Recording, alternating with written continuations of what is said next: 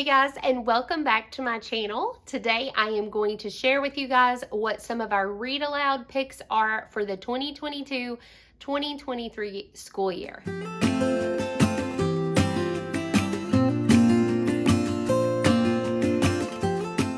Read alouds are something that are very important to our homeschool and really in our home, just in our dynamic. It's something that I started with our children when they were very young and something that we really enjoy. There's always so many great books out there to entertain yourselves with and just really dive into, really kind of take on and understand the complexities of some people's lives and things like that. It gives great perspective into the world of others. And so read alouds are just very near and dear to my heart. And like I said, very much a part of our homeschool. Now, I do want to let you know that while I'm sharing what some of our read aloud picks are for this year, my friend Jennifer over at Homeschool with Jen, she actually reached out and asked if I would team up with her on this video, and I am so glad to. You guys will love Jennifer. She always has some great recommendations for things as well, so make sure you head over to her channel. I will put the link down in the description below. But let's get started with some of these picks. When I am picking different literature, different read alouds, whatever you want to call it, when I am picking those, I've had a lot of people ask how I choose them.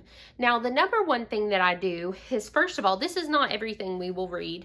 If you're interested in seeing what we read throughout the year, I try to share monthly what's in our morning basket or book basket, whatever you want to call it.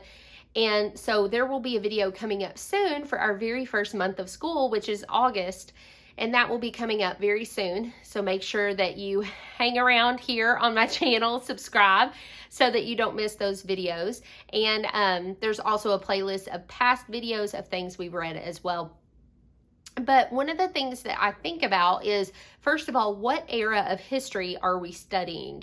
And I try to choose literature that kind of falls within what we're studying in history, the era, even like some of the events and things like that.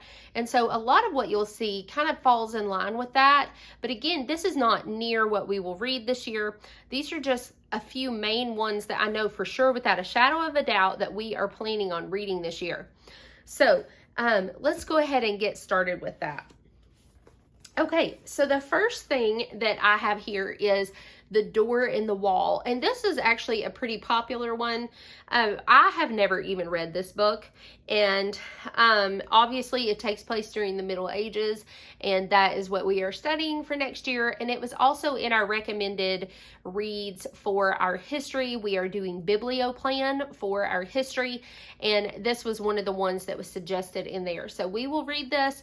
It's pretty short. It looks like it's probably going to be a pretty quick read. And it does have some pictures interspersed it does have some pictures interspersed throughout, which I think always is kind of nice, especially when you have some younger listeners as well. So The Door in the Wall is the first one. And these are actually in no particular order. I just kind of lumped them here. The next one I chose is kind of more like a fun read, and it is Little Pear. And Little Pear is a young boy who lives in a small village in China. He and his family have a tiny house with paper windows and one long bed where they all sleep. Although his story takes place a century ago, Little Pear is just like any other little boy today, always on the lookout for excitement and adventure. Join Little Pear as he stows away to the fair in a wheelbarrow full of vegetables, nearly flies away on a kite, has a mishap with a firecracker, and is rescued from the river by a houseboat family. Little Pear is only looking for fun, but he has a way of getting himself into trouble without even trying. I think this is going to be a fun one to read with all ages of my kids. I think my younger ones especially will get into this one. The next one it's a short read, and I think this actually comes from a series, and I've mentioned it before, but I like to read usually the first book from a series just to get my kids interested in it, and if they like it, then they can read some of the other ones in the series. But this is Sir Lancelot the Great. This one was recommended by my friend Ryan over at Mama on Mission, and it's supposed to be very funny. So I'm excited about this one. I've heard from a few others that they really enjoyed it as well. All right, the next one is The Princess and the Goblin, and this one has been on my radar for a while.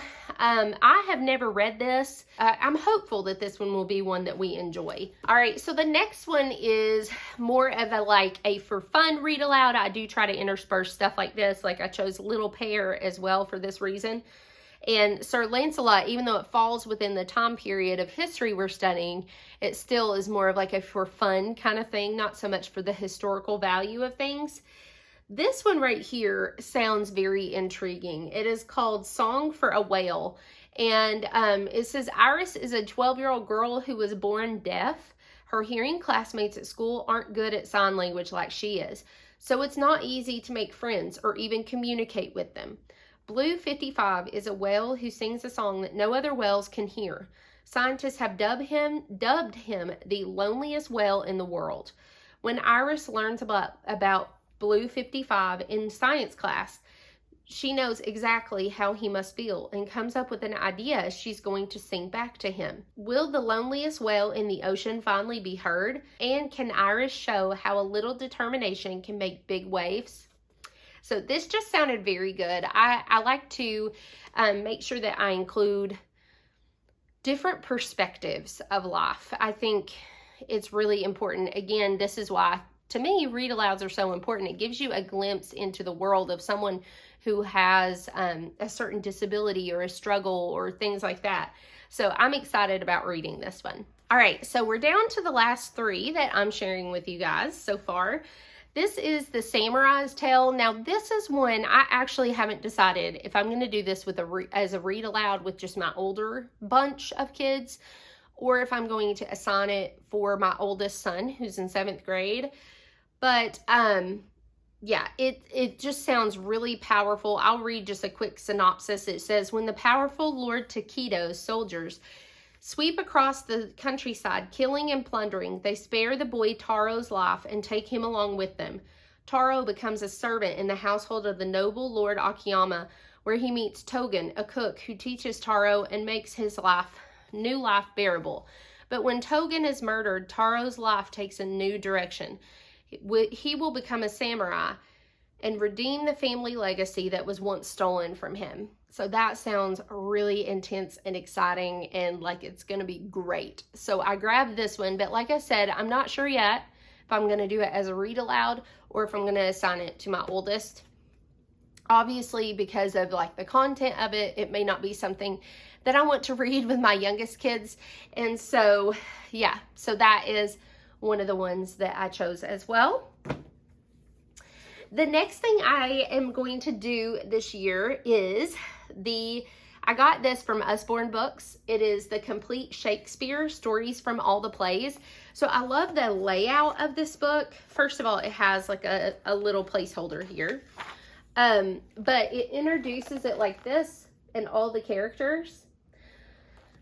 And then it has like the actual like story of the play in the next few pages and stuff. So I am excited about reading some of these with my kids. It's written more on the level where my kids would be able to understand it.